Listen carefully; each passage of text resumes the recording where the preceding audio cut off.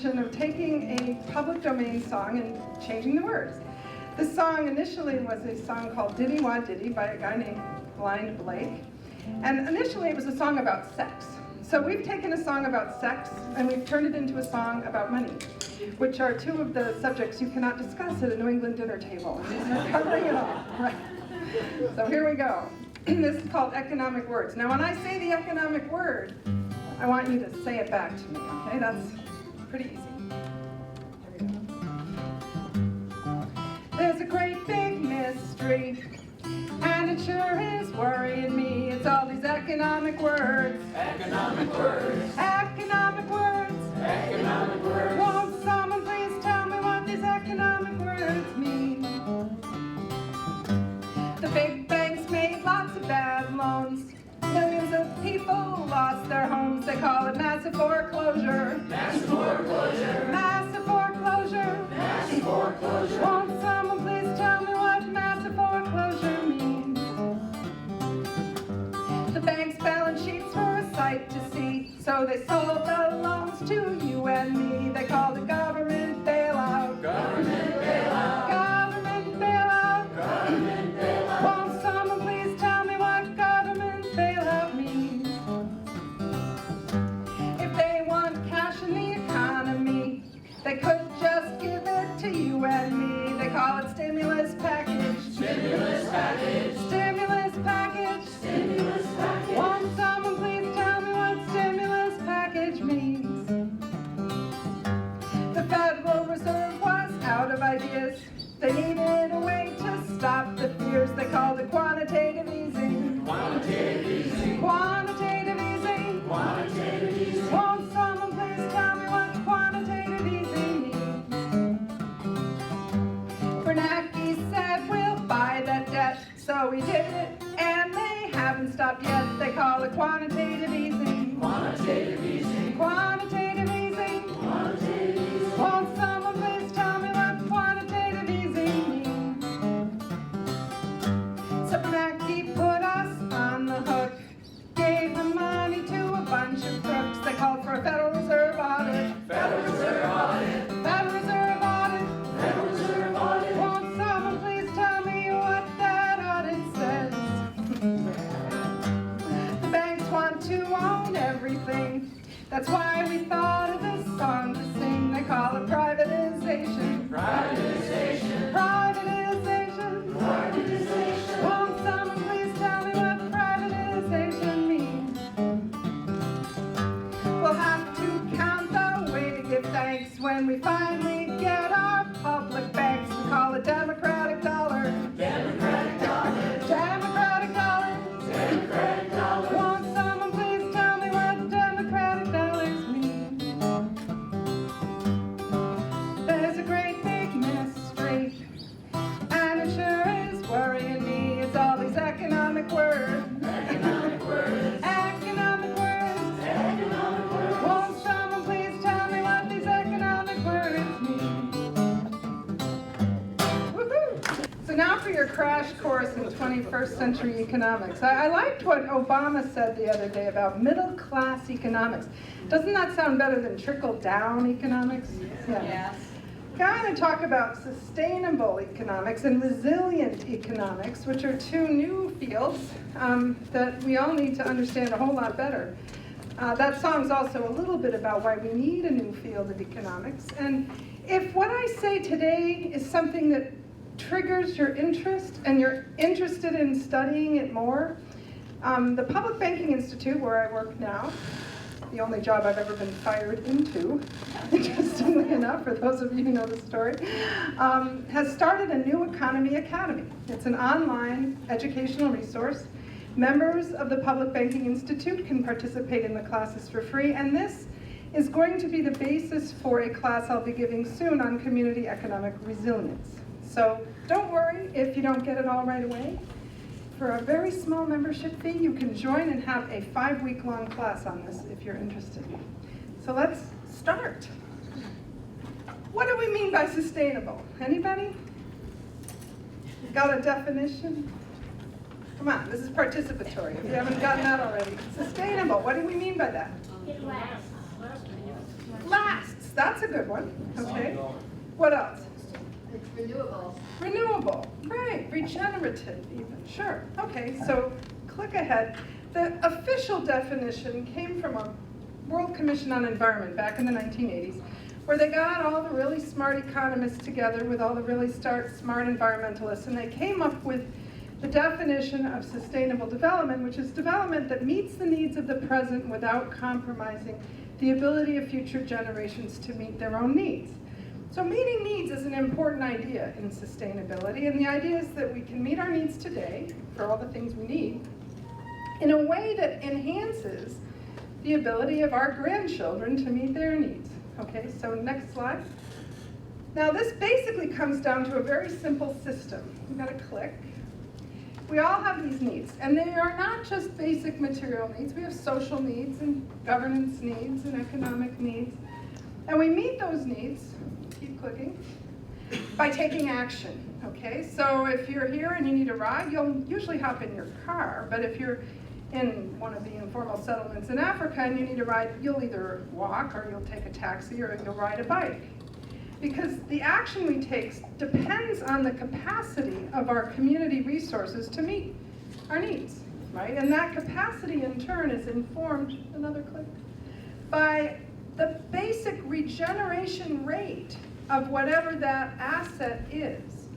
So the quick way to describe this is if you're harvesting a forest to meet your needs for lumber faster than that forest grows back again, you're doing it in an unsustainable way because you're stripping the capacity of its regenerative qualities. And that, in turn, one more click, will influence your ability to take action in the future. So this simple system is what we're talking about when we're talking about sustainability. Next slide. So there's 5 basic systems in every community, and each of these systems has its own capacities. One is the social systems, and these are the ones where we take care of our human and social development, our education systems, our healthcare systems. Governance systems help us resolve conflict, guarantee a level of equity. Equity is fundamentally a function of power, even though we tend to think of it in economic terms. Economic systems that help us with our means of exchange, like time trades.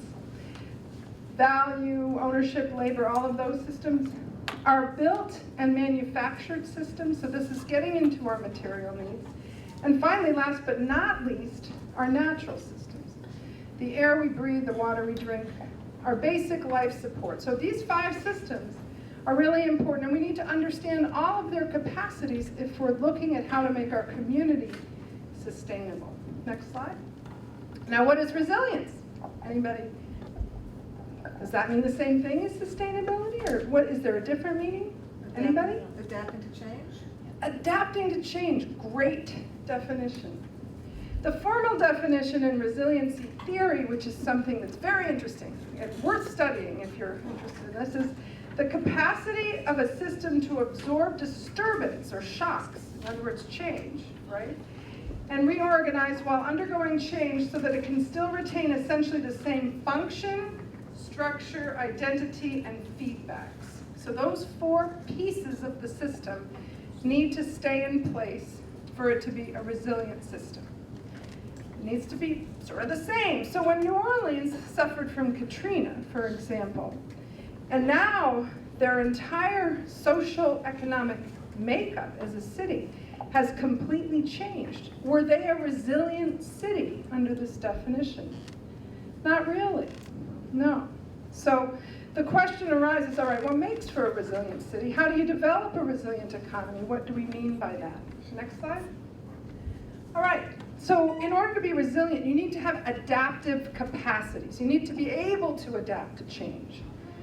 You know, if you don't have a lot of social safety nets in place and you have a disaster like Katrina that wipes out some of your low-income neighborhoods, you're not necessarily going to be very adaptive to that change. And they found a few things that tend to make for these adaptive capacities. One, that they're robust, so that they can work under a wide variety of circumstances. They don't need one very isolated condition to succeed. Another is that they're redundant. So you have a few different ways to do the same thing instead of just one way to do it. And redundancy is an important part of resiliency planning and an important part of emergency management planning if you have done some of that. And rapid. They need to be able to be deployed quickly. So something like, for example, when they were afraid of the solar storms that were going to wipe out our electric grid, which still might happen, by the way. The fact that those substations that would be affected by the rapid influx of electromagnetic radiation that came in from the solar storms would take a manufacturing process about 5 years to replace them. That's not a rapid deployment. That means that those substations and the electric grid is not a very resilient entity. Moving on. So these system shocks are what we're talking about when we're talking about resilience. We want to be able to adapt and respond to system shocks and stay roughly the same as we were beforehand, right? Now what do we have that are shocks coming into our system now? Next slide. All right, we've got a bunch of them heading our way, just so you know, if you haven't studied this yet. Climate change, economic crisis, energy disruption, transportation problems, weather events, pandemics, species extinction. All of these things are some of the shocks that our current civilization is facing in the 21st century. And so in order to understand how to be resilient in light of all of this, we need to understand something about resilient economics. Next slide. So climate change, this is just the global mean surface temperature from 1880 to now. It's going up. Next slide. I hope I don't have to convince anybody here of that. Economic crisis. Here's just the US gross debt from 1910 to 2010. Now this burgeoning debt, of course, is linked to our monetary system that has a built-in growth imperative because of the fact that all money is issued as debt and we don't issue the interest at the same time we issue the debt, and so the debted money is always chasing more and more money to try and come out right. Energy disruption. This is some of the price fluctuations that have been occurring in the energy market since 1970. Right now, we're enjoying a fairly low-priced oil time, but that isn't going to last very long. Next slide. Transportation problems. Coming down here today, I had to cross the bridge into Brattleboro that was affected by Katrina. No, Irene, wrong woman. And it always strikes me crossing that bridge how fragile Vermont is. Because if that bridge had gone out in Irene completely, that would really cause a lot of transportation problems for the rest of the state, because that's a real bottleneck for state goods and services getting up my way, for one thing. We'd go hungry in Montpelier without the bridges down at this end of the state. Weather events. We're getting another one on Tuesday, I hear. Maybe we'll get as much as 18 inches of snow. That'd be fun for us skiers. Pandemics. That's another real concern. The Ebola scare only being the most recent of all of that. But certainly there are others that pose even more significant risks. I was looking at some charts this morning that show that even autism, which isn't exactly a pandemic kind of disease, but it's increasing exponentially around this country, and that's going to be having another real impact on our society's ability to continue to adapt. And one of the things I never forget to talk about is species extinction, because it's another one of those things that are on an exponential trajectory. We're watching more species be wiped out these days than it's like the 8th great extinction or something. I was reading in the New York Times this morning how Ebola's big concern is actually that it's wiping out the large gorilla populations. We've been worried about its effect on humans, but its effect on gorillas is even more significant. So those are just some of the shocks that we're looking forward to, right?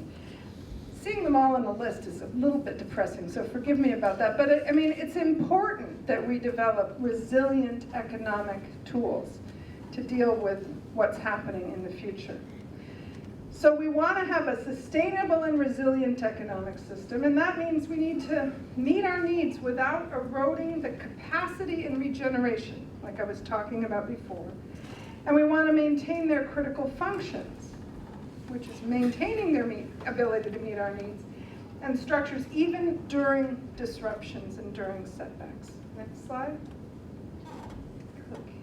So if you're looking at setting goals for your city and you want to be sustainable and resilient, this is just a couple goals I decided to try and encourage you to think about.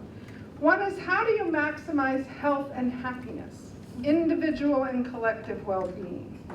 If that's one of the goals of your economy, the goals of your community, that will also help drive decisions in that direction, right?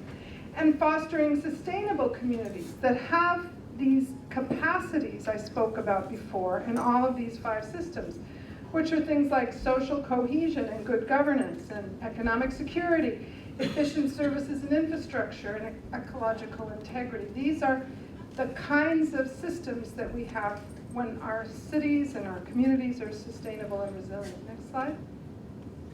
But what does this mean in terms of the economy? The economy, to a lot of us, is this mysterious large thing that we mostly feel powerless about, but nothing could be further from the truth. In fact, all of the people sitting in this room are taking an empowered stance toward the economy by inventing a new economic system here in Brattleboro that will help you through difficult times in the time trade. But if you want to define what a sustainable economy looks like in economic terms, it's one where the capital formation, all right, is sufficient to produce the assets that satisfy human needs without eroding their capital base. Capital, one of the things that defines capital, if you look it up in the dictionary or in some economic textbooks, it's an asset that has the ability to produce other assets. So when we talk about the capital that you have in your bank, which is financial capital, the thing that makes it capital is that it's producing a return for you in the bank while it sits there. Positive interest function of money, okay? Whoops. If we have sustainable capital, it means that a water system, for example, or the water balance in your local ecosystem will be continuing to produce the water that you need without eroding its ability and its health to continue to produce water. Okay, next slide.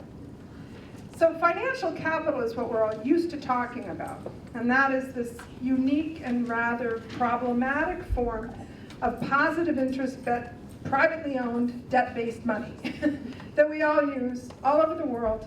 And it is the problem. I mean, it is the root of the issue, and that's why I work so hard on forming complementary currencies and time banks and public banks, because taking all of these steps to deal with diversifying the type of money we use is actually one of the most powerful leverage points in our economy because of the fact that it serves as the basis. But what are financial capital? Bank accounts, stocks, and bonds, right?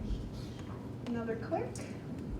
What do you need for financial capital formation in our world? You need the rule of law, fundamentally. Believe me, I've worked in a lot of places where that wasn't in place.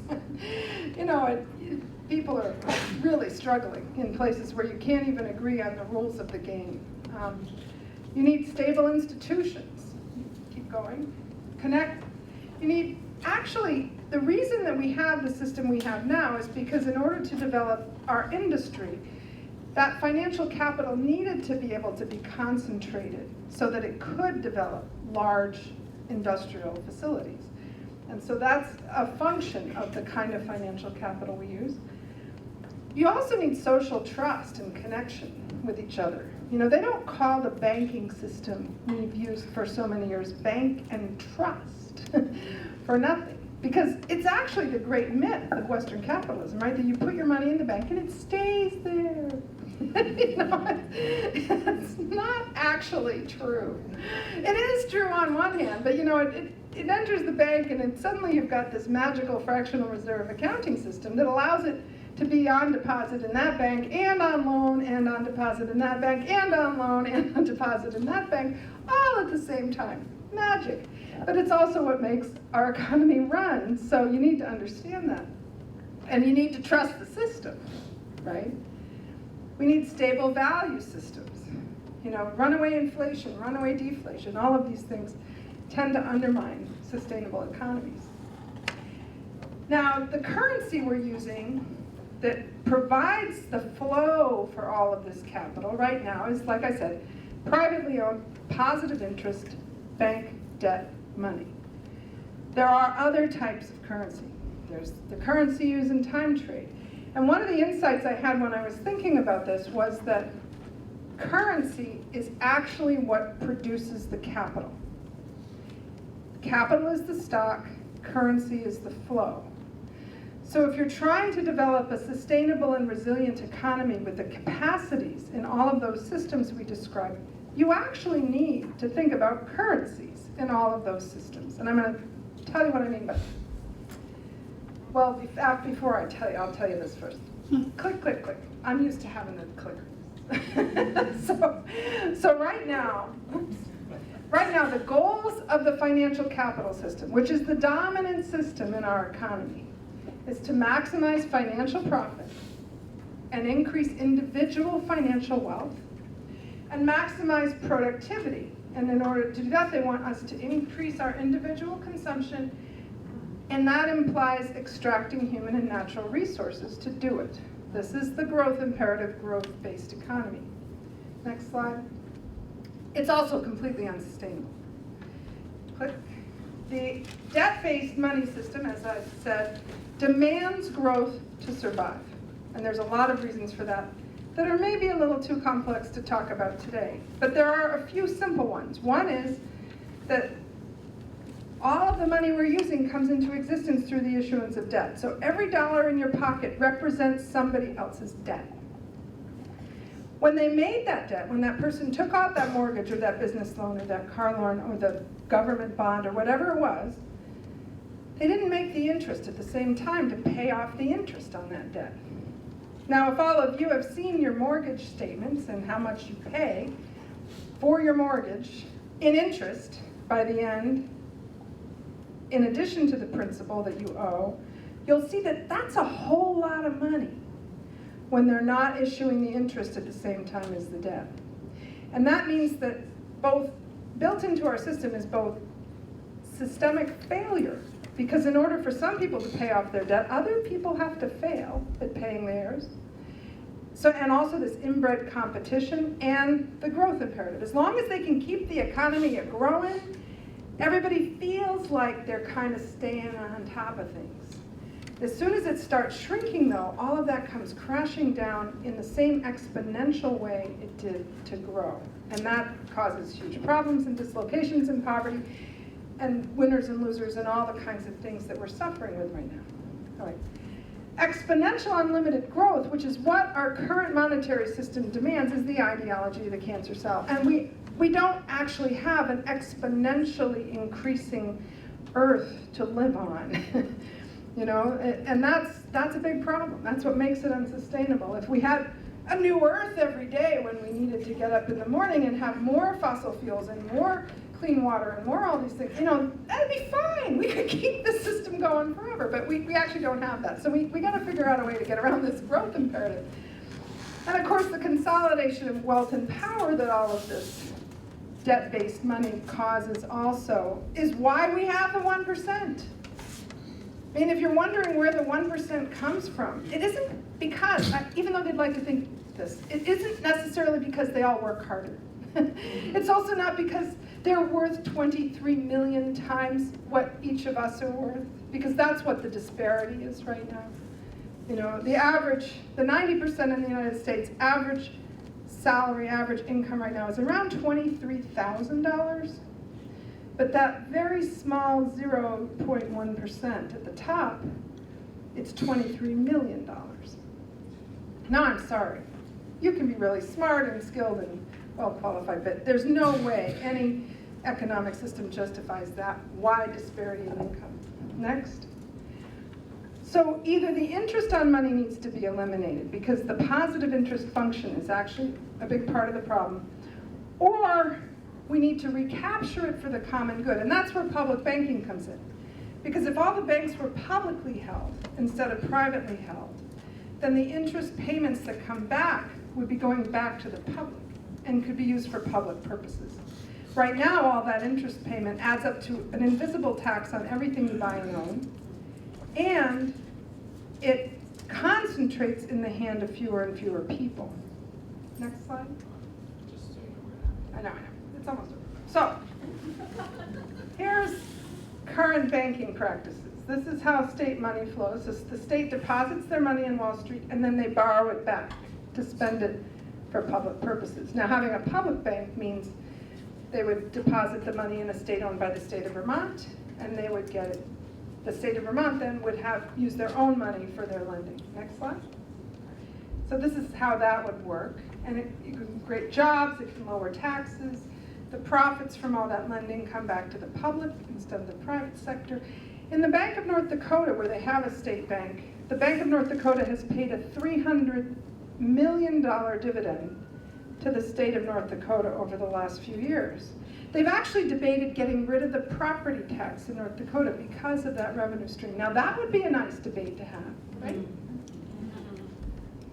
Now I just want to go quickly over the other types of capital we need to be forming if we really want a sustainable and resilient society. I'm not going to spend any time on this because I'm out of time, but I do want to introduce you to the idea that there are other currencies that would create other kinds of capital in addition to financial capital. And as I said, if you're interested in this, I'll be doing a 5-week course on it soon. So natural capital needs to have natural currencies. Just click through it. We need clean air, clean water, fertile soil, food, and there's no waste in nature. Everything gets reused. Next slide.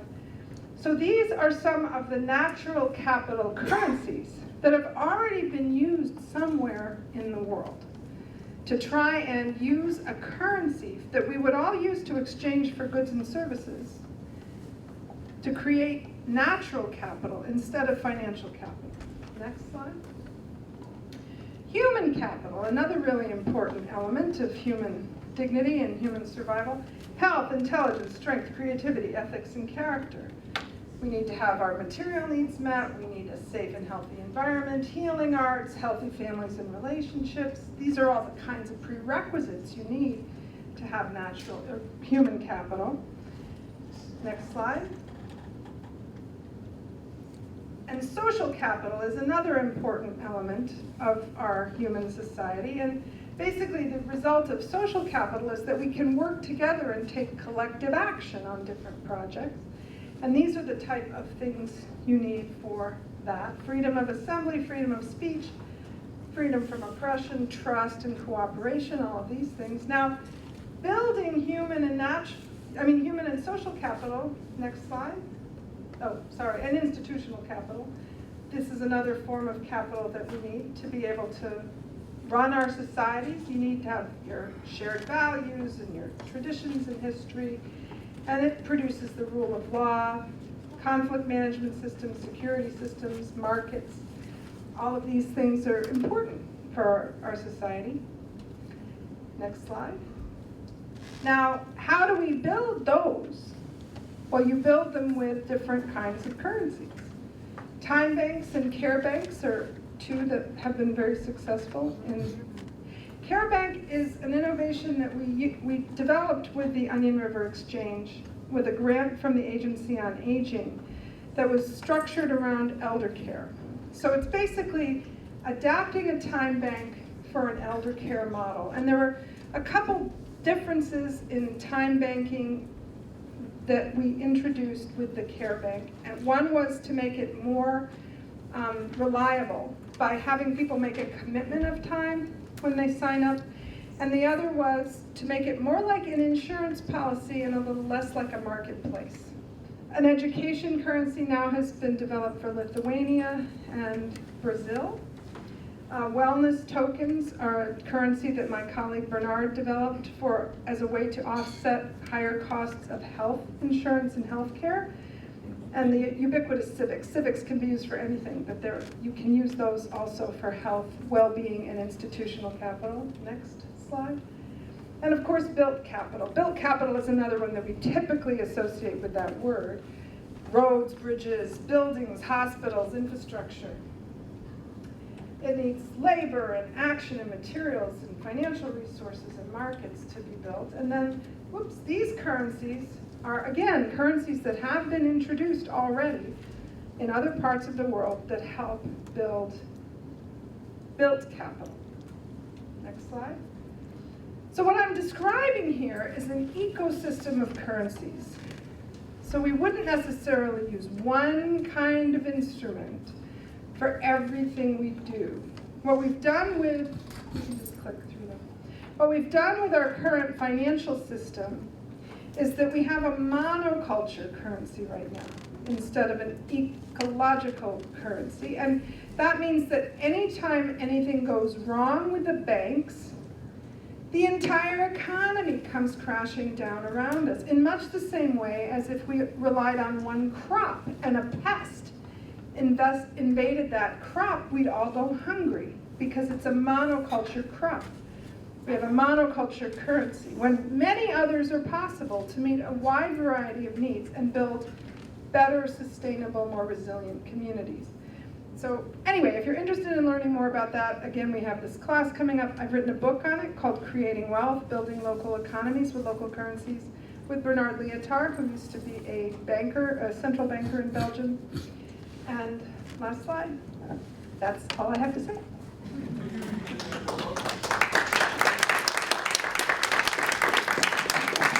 could do one more song if you want. Repeat the name of that book. Repeat the name of the book. Oh, sorry. The name of the book is Creating Wealth, Growing Local Economies with Local Currencies. It was put out by New Society Publishers, and I didn't bring any with me. That was really dumb. But you can get it online. There's also a free workbook that Bernard and I wrote that you can also download online called Community Currency. And just Google that name and you'll find it and download it. Do you have a website? Yes, the website is Global Community Initiatives for the work I do on sustainable communities in the economies, and also the Public Banking Institute for the work that we're doing on public banking. Global Community Initiatives. And that's just global-community.org, and then publicbankinginstitute.org is the website for the institute. If you want to join the institute and take our classes, go to publicbankinginstitute.org and become a member.